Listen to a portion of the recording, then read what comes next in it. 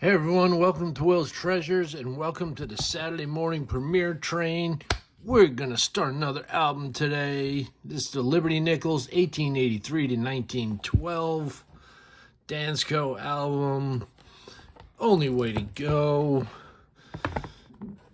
And I have a couple in here already. I have the 1883 No Sense, the 89, the 99, the 1907, and the 1912. That's it. That is it. We're going to start popping some coins in here today and getting this album filled because that's just what we do. And I had my sticker up here for a reason, because if you want one of these, if you're new to my channel, just shoot me an email and I will get you out one of my stickers. Pretty awesome. 1907. Now, these are referred to as the Liberty V Nickels.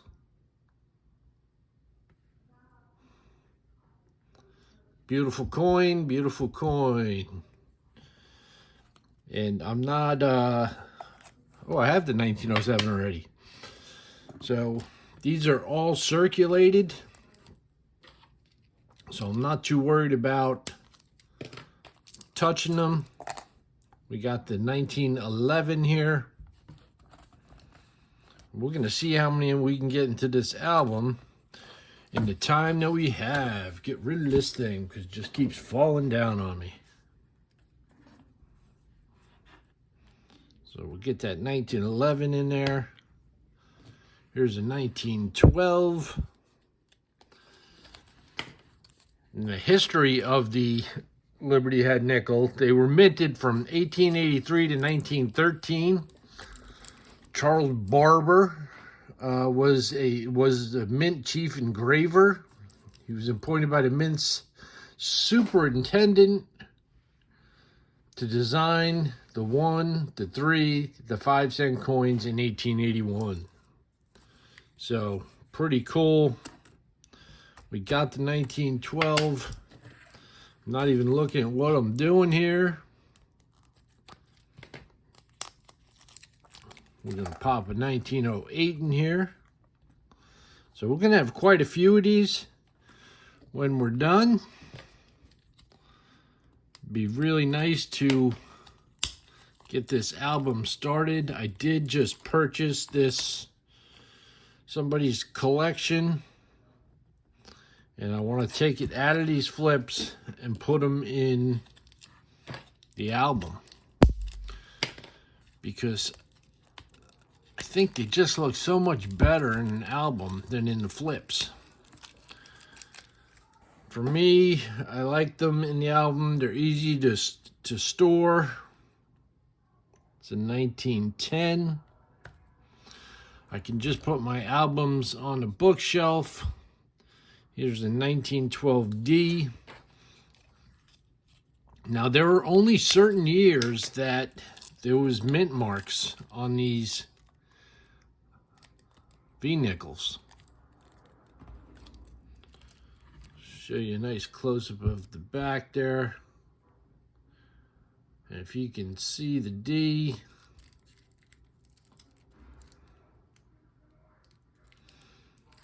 $1912D. Yeah, there was only a certain amount of years that that had the mint marks. 1900. There we go. Unlike a lot of the other coins, where all three mints produced coins each year, and that is the 1900.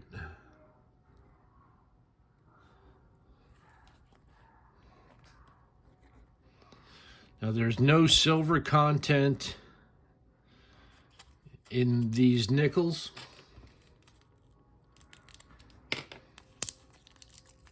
$1896.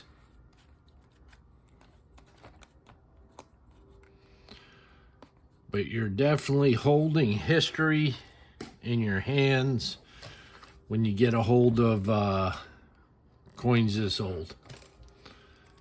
And that's the main reason why I collect coins. I love the history.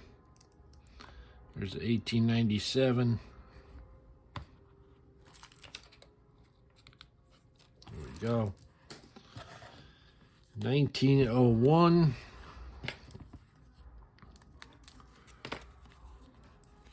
Where else can you have a collection of things that are well over 100 years old and still in decent condition?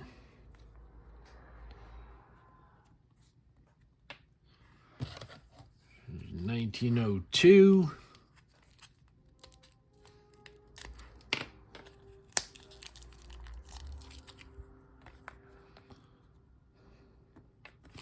That one's got some color to it. Here's 1903.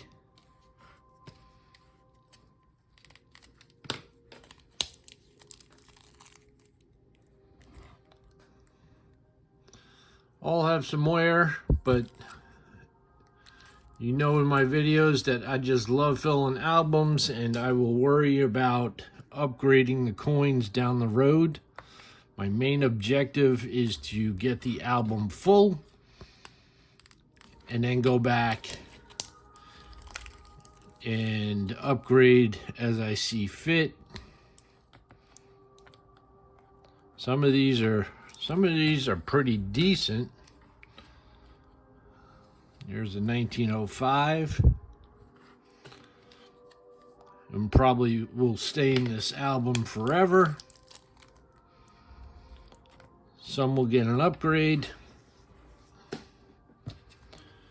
1906.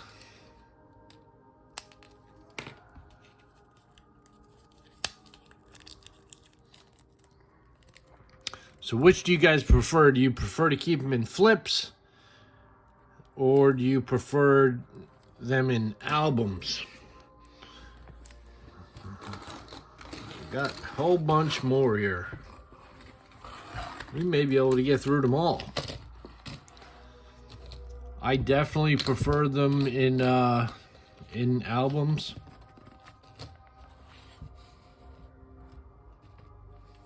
All right, 1898. Yep, we need that one there.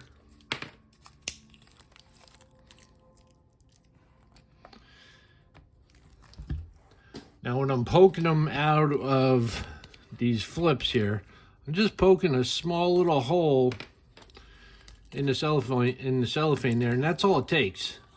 Poke a little hole in it, they pop right out. That was 1884. 1897 we have 1890. And these flips, they had, you know, they had grades on them. Like this was G minus. You know, this one definitely has some wear. Possibly some environmental damage. But it's coin. It's going in the book. And it's one of the earlier dates. 1890, 1889.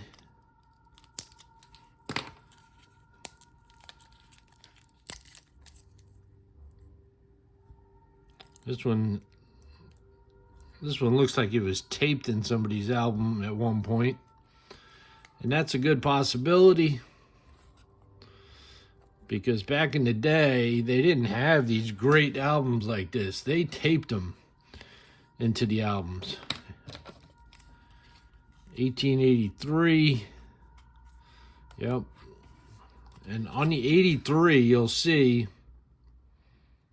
let me take it out first. This one's in decent condition.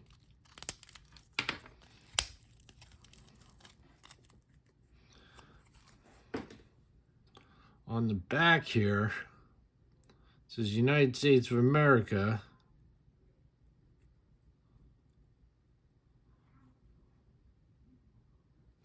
And it has the big V and the wreath. And this one has the cents. There's one with no cents. 1888.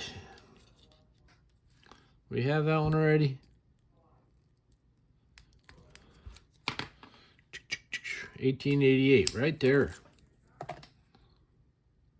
Definitely this one will be upgraded later on down the road. Pretty slick, but an earlier date.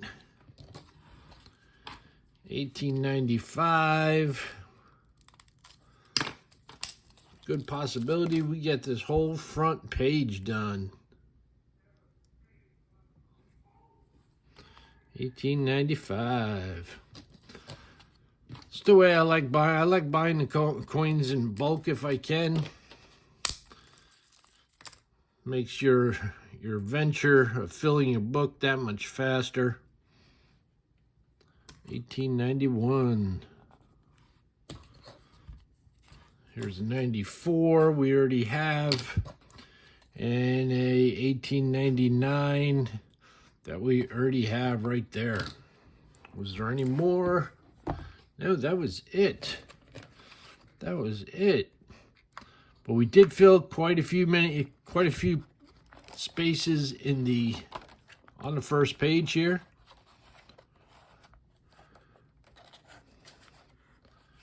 Pretty happy about that. We'll get these slides back in.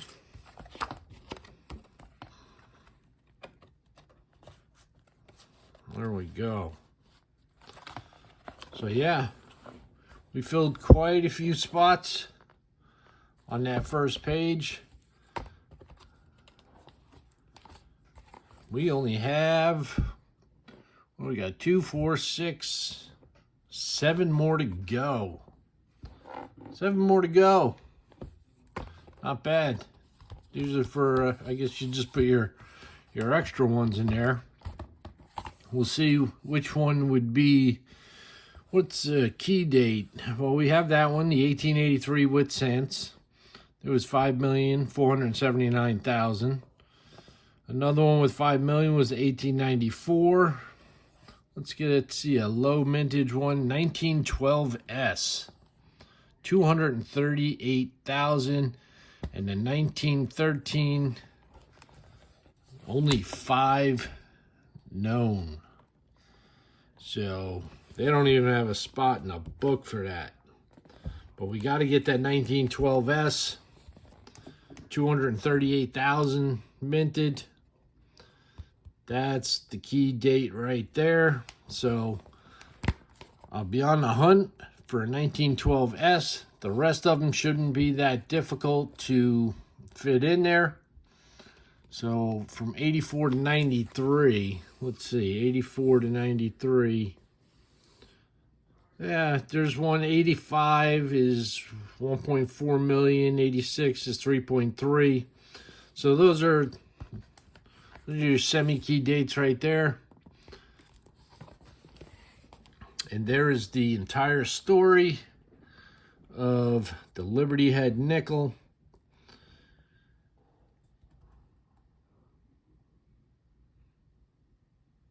If you are wondering, the weight is 5 grams. Diameter is 21.2 millimeters.